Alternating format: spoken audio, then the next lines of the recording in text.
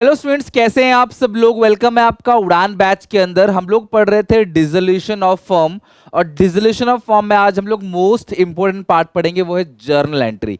मैं आपको entries learn नहीं कराऊंगा, सिखाऊंगा कि एंट्रीज कैसे बनती हैं। अगर आप लोगों को रियलाइजेशन अकाउंट समझ आ गया है अच्छे से, तो जर्नल एंट्री आपके लिए बहुत आसान है।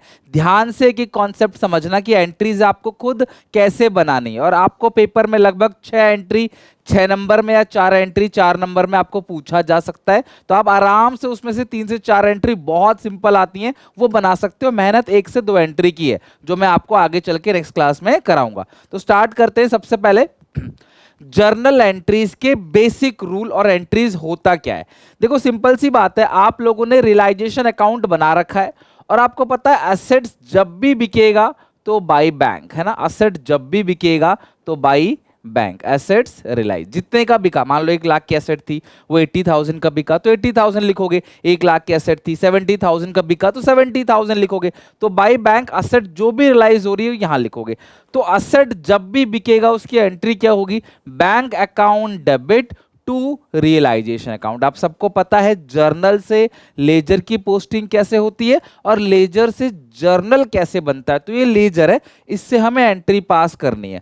तो कभी भी एसेट्स अगर बिकेगा, लिख लो अपनी नोटबुक में, एसेट सोल्ड या एसेट रियलाइज, कभी भी एसेट्स अगर बिकेगा तो पैसा आएगा बैंक अकाउंट या cash account debit, cash bank एक साथ लिख सकते हो, टू रियलाइजेशन अकाउंट। देखो, असेट के साथ दो ही चीजें होंगी, या असेट बिकेगा या असेट को पार्टनर लेके जाएगा। असेट बिकेगा तो बाई बैंक लिखते हो, असेट्स को पार्टनर लेकर जाएगा तो क्या लिखते हो? By partners capital account. तो एंट्री क्या होगी? Partners capital account debit to realisation account. आप एंट्री पास करोगे, अगर असेट पार्टनर ले जा रहा है तो आप एंट्री पास करोगे partners capital account debit to realisation account. अगर असेट को पार्टनर लेके जा रहा है तो एंट्री पास करोगे partners capital account debit to realisation. मैं फिर से रिपीट कर रहा हूं, दो ही बातें होंगी, या असेट बिकेगा या असेट को पार्टनर टेक ओवर करेगा। असेट्स बिकता है तो आप एंट्री पास करोगे bank account debit to realisation account. अगर असेट को पार्टनर टेक ओवर करता है तो एंट्री पास करोगे partners capital account debit to realisation account. अगर एक ही क्वेश्चन में दोनों है ना, तो आप दोनों को मर्ज भी कर सकते हो, जैसे bank account debit partners capital account debit to realisation, दोनों को जोड़ के क्रेडिट साइड टू रियलाइजेशन। तो ध्यान रखना, कोई भी एसेट बिके, बिल्डिंग बिके, फर्नीचर बिके, मशीन बिके, डेटर से कोई पैसा आपको मिले, बैड डेट रिकवर हो, कुछ भी हो रियलाइजेशन में, जब भी क्लास पैसा आएगा बैंक टू रियलाइजेशन, या अगर उसको पार्टनर एसेट को लेके जा रहा है तो partners capital account debit to realisation, ये एंट्री पास होगी। That's it. अब लाइबिलिटी की पेमेंट जब भी करते हो तो रियलाइजेशन में क्या लिखते हो बताओ जरा? To bank. तो इसकी एंट्री क्या होगी? Realisation to bank. तो लायबिलिटीज जब भी फर्म पे करेगी तो एंट्री क्या होगी? Realisation account debit to bank account. इसकी एंट्री करोगे realisation account debit to bank account. तो अगर असेट बिकेगा तो bank to realisation, asset partner लेगा तो partners capital account debit to realisation, realisation credit होगा। लायबिलिटी की जब भी पेमेंट होगी रियलाइजेशन डेबिट होगा। अब रियलाइजेशन टू बैंक, अगर यही लायबिलिटी पार्टनर पे कर देगा, मान लो कोई पार्टनर कहता है मैं पे कर दूंगा ये लायबिलिटी, तो वो किसके नाम से आ जाएगा? वो पार्टनर के नाम से आ जाएगा। तो एंट्री क्या होगी? Realisation to partners capital account. तो यहां पे एंट्री क्या होगी? जो 90% एंट्रीज होंगी ना, वो इसी तरीके से होंगी, यानी कि जो आपने अकाउंट सीखा है उसकी आपने क्या करनी है? लेजर पोस्टिंग करनी है। तो जब भी असेट बिकता है तो रियलाइजेशन क्रेडिट होगा, पैसे में बिका तो बैंक डेबिट या कैश डेबिट, पार्टनर लेके जा रहा है उस असेट को तो partners capital account debit. Liability की जब भी आप पेमेंट करोगे तो रियलाइजेशन अकाउंट तो डेबिट होगा, अगर आप फर्म ने पे किया तो टू बैंक, अगर पार्टनर पे किया तो concern partners capital account credit कर दोगे जिस भी पार्टनर ने पे किया है। ये बेसिक कॉमन एंट्री है, कोई भी एसेट बिके चाहे कोई भी लायबिलिटी की पेमेंट हो। ज्यादातर बच्चों ने क्लास 11th के अंदर पढ़ रखा होगा कि एसेट जब भी बिकता है, आपने क्लास 11th के अंदर पढ़ा होगा, एसेट जब भी बिकेगा तो हम entry bank account debit to asset account करते थे। तो आज हम बैंक टू रियलाइजेशन क्यों कर रहे हैं? सबसे बड़ा सवाल, क्या सर कौन सी एंट्री सही है? एक्चुअली ये जो एंट्री है ना, ये स्पेसिफिकली डिसोल्यूशन चैप्टर के लिए ही है। इन जनरल कोई भी आपसे बोलेगा एसेट्स बेचने की क्या एंट्री होती है, तो bank account debit to asset ही होती है। लेकिन डिसोल्यूशन के अंदर एंट्री बैंक टू रियलाइजेशन होगा। क्यों? क्योंकि डिसोल्यूशन में सबसे पहले आपने सारी की सारी एसेट्स को यहां पे लिख दिया था, टू एसेट्स। आपने पहले ये एंट्री पास करी थी, रियलाइजेशन टू एसेट। तो आपने पहले क्या पास करी? Realisation to assets. और आप एंट्री क्या कर रहे हो? Bank to realisation. तो realisation debit, realisation credit cut गया, तो अल्टीमेटली एंट्री क्या बची? Bank account debit to asset account, जो कि असली एंट्री है। तो क्योंकि आपने सारी चीज को रियलाइजेशन के अंदर भेज दिया है, इसीलिए एंट्री भी रियलाइजेशन के नाम से ही होगी। सारे एंट्री में देखो रियलाइजेशन रियलाइजेशन आएगा ही आएगा, क्योंकि आपने सारे एसेट्स और सारे लायबिलिटीज को रियलाइजेशन में पहले भेजा है, इसीलिए ये एंट्री पास होती है। आई होप आपको समझ आ गया होगा रीजन। जैसे आप एसेट्स को ट्रांसफर करोगे रियलाइजेशन अकाउंट के अंदर, तो एंट्री होगी रियलाइजेशन टू एसेट्स। फिर अगर आप एसेट्स को बेचोगे तो एंट्री करोगे बैंक टू रियलाइजेशन। तो realisation debit, realisation credit cut गया, तो बचा क्या entry? Bank account debit to asset account. तो अब जो एंट्री नेट एंट्री बची, वो एंट्री बची bank account debit to asset account. और यही आपने क्लास 11th के अंदर पढ़ा था। ओके लेकिन हाँ, जो हम बैलेंस शीट को खाली करते हैं, सारी की सारी चीज को ट्रांसफर करते हैं रियलाइजेशन अकाउंट के अंदर, हमें उस चीज की कोई एंट्री पास नहीं करनी होती, इसलिए हम उसकी कोई भी एंट्री पास नहीं करते। राइट, चलो असेट्स को बेचा है तो बैंक टू रियलाइजेशन, असेट को पार्टनर लेगा तो partners capital account debit to realisation, liability की पेमेंट फर्म करेगा तो रियलाइजेशन टू बैंक, पार्टनर करता है जो भी पार्टनर करेगा, realisation to partners capital account. Okay अच्छा, अब बांटने वाले कुछ कुछ आइटम है, लाइक जनरल रिजर्व हो गया, प्रॉफिट एंड लॉस हो गया, WCR। आपको बता दूं, मैं फिर से बता रहा हूं, पहले बता चुका हूं, इन्वेस्टमेंट फ्लक्चुएशन रिजर्व और गुडविल, ये दो चीजें इस चैप्टर के अंदर डिस्ट्रीब्यूट नहीं होता। इन्वेस्टमेंट फ्लक्चुएशन रिजर्व और गुडविल, ध्यान रखना, ये दो चीजें आप इस चैप्टर के अंदर डिस्ट्रीब्यूट नहीं करते।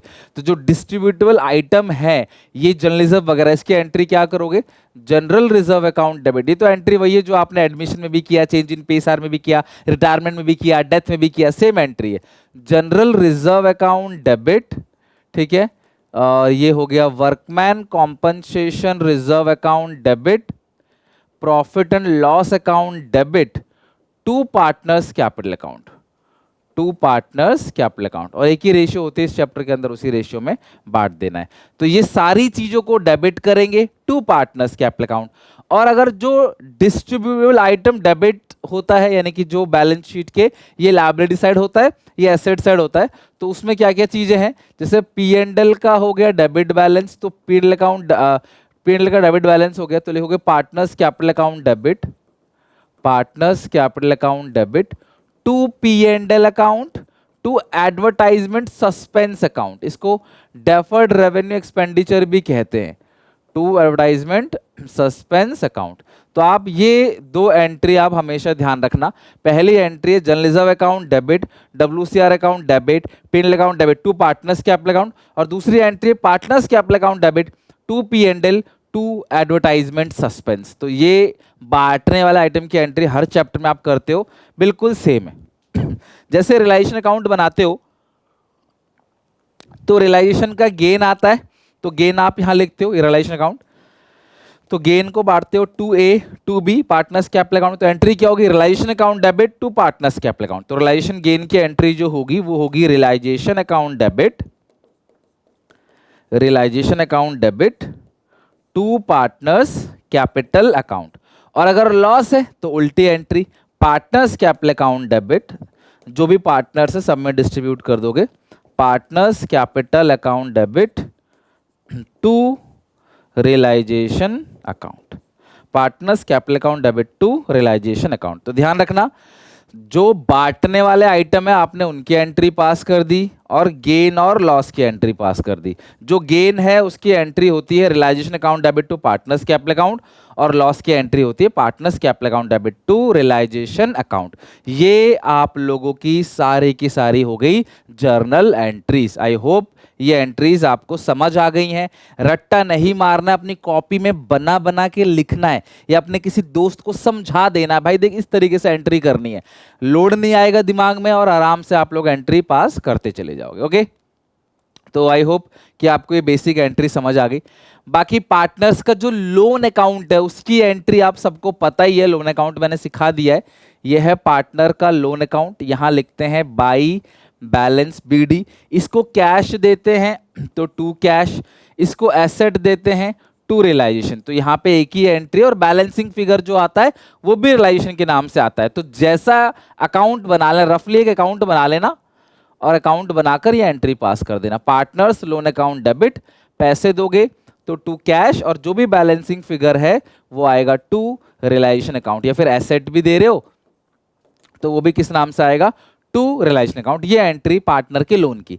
यानी आप लोगों ने लेजर अकाउंट अच्छे सीख लिया, अब उस लेजर के बैलेंसेस को पकड़ के आपको क्या करनी है, जर्नल एंट्रीज पास करनी है। ओके, अच्छा एक सवाल ये भी आता है कि सर पार्टनर का लोन, अगर मान लो कि पार्टनर का लोन अगर ये तो वो लोन है जो बाई बैलेंस बीडी है यानी लायबिलिटी साइड, अगर एसेट साइड कोई लोन हुआ तो टू बैलेंस बीडी लिखोगे और उससे पैसा आप पार्टनर से पैसे क्या करेंगे, लेंगे तो बाई बैंक, तो उसकी एंट्री होगी bank to partners loan account.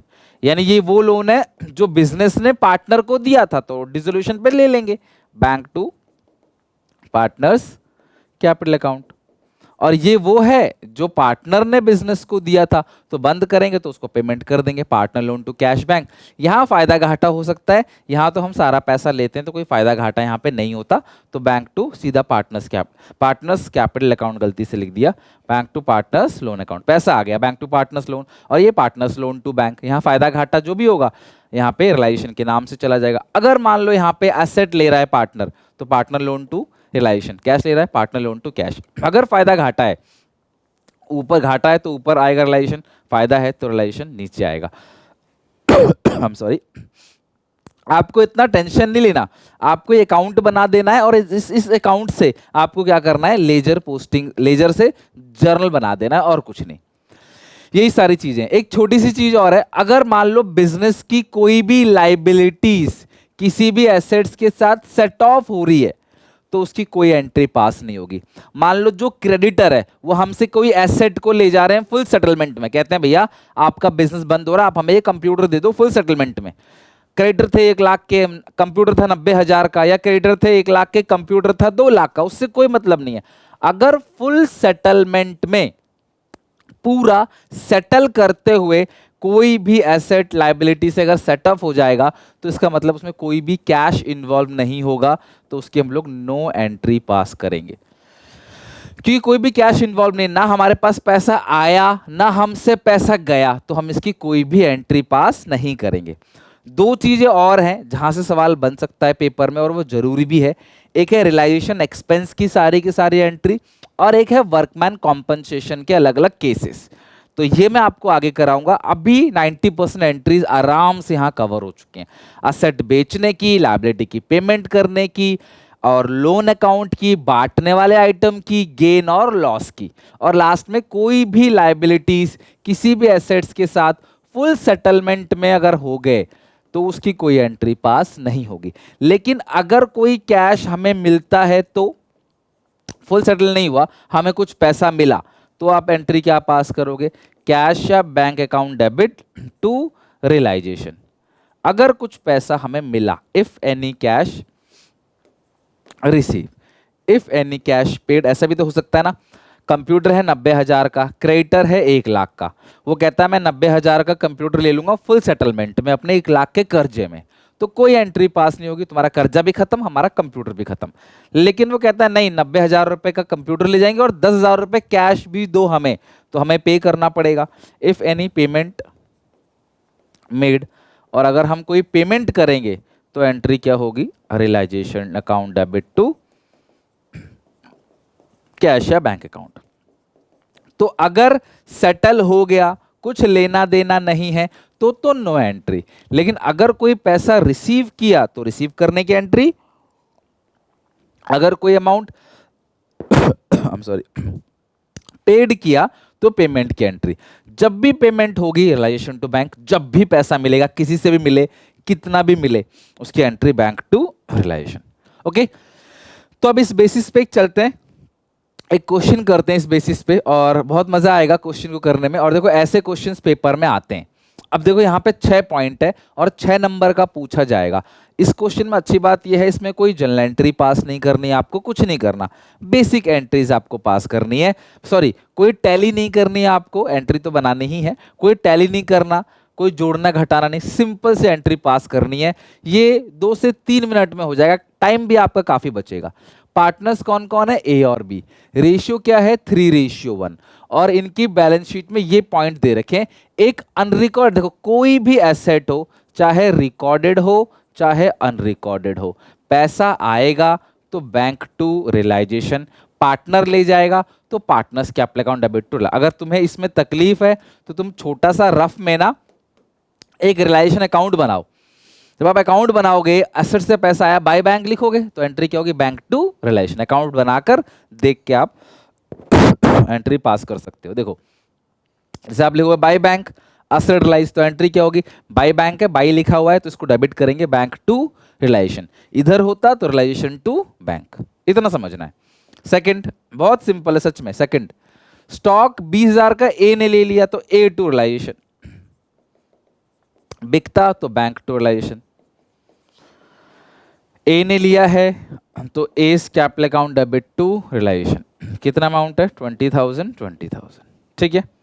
तीसरा, नेक्स्ट थर्ड, क्रेडिटर्स पे कर दिया, कोई भी लायबिलिटी की पेमेंट होगी, realisation account debit to bank account, realisation account debit to bank account. कितना अमाउंट पे होगा, क्रेडिटर्स पेड 30,000, क्रेडिटर्स को आपने 30,000 की पेमेंट कर दी तो एंट्री क्या होगी, realisation account debit to bank account. There was a balance of 10,000 in general reserve account on the date of dissolution.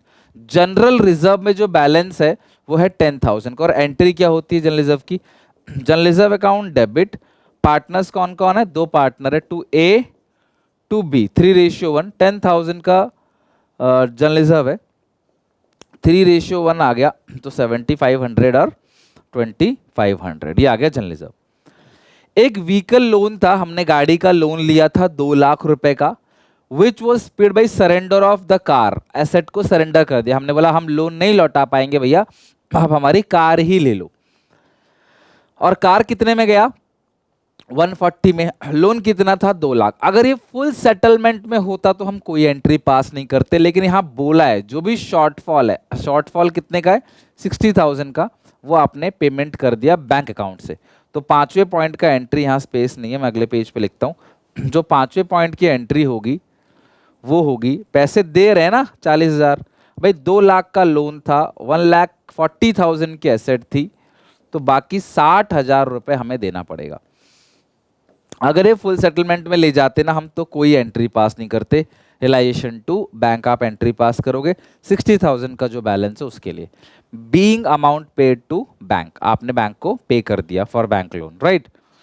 Last में है गेन, गेन जो है वो 40,000 का ए और बी में बांटने, जब भी गेन हम लोग बांटते हैं तो एंट्री करते हैं realisation to partners capital account. ये समझना है कि जब आप रियलाइजेशन अकाउंट बनाते हो तो गेन को डेबिट साइड लिखते हो ना, टू रियलाइजेशन गेन ए और बी, तो realisation to A B to S. अब बताओ कितना सिंपल है एंट्री करना as compare to realisation account बनाना टफ है। 40,000 का है, 3:1 है, तो 30,000 10,000, ये है 40,000, लिख लो इसको, ये क्वेश्चन हमारा हो गया खत्म। तो ये एंट्रीज अगर आप प्रैक्टिस कर लोगे, समझ लोगे ना, मैं आपको 8-10 एंट्री के क्वेश्चन करा दूंगा, हर टाइप की एंट्री कवर करा दूंगा, पेपर में ज्यादा चांस एंट्री के हैं और तुम्हारे लिए अच्छा भी है एंट्री तो प्लीज आप इनकी प्रैक्टिस कर लेना अच्छे से। ये क्वेश्चन तो हो गया, लास्ट के 2 पॉइंट ये रहे, 4 पॉइंट ये। हर एंट्री को प्रॉपर फॉर्मेट, एक फॉर्मेट बना के लाइन बाय लाइन डेट की जगह पे नंबर लिख के 1 2 3 4 आपको एंट्री पास कर। तो यहां तक आप अच्छे से प्रैक्टिस कर लेना। ये वाला क्वेश्चन हमारा एंड हो गया, और अगली क्लास में मैं तुम्हें इसके आगे के क्वेश्चंस कराऊंगा, रियलाइजेशन अकाउंट की एंट्री कराऊंगा, क्रेडिटर एसेट को टेक ओवर करेगा उसकी क्या एंट्री होगी, ये सारी चीजें मैं आपको अगली क्लास में समझाऊंगा। तो यहाँ तक अच्छे से पढ़ के समझ के एंट्रीज अपनी कॉपी में बना के आना, ठीक है। मिलते हैं नेक्स्ट वीडियो में, till then take care, bye bye.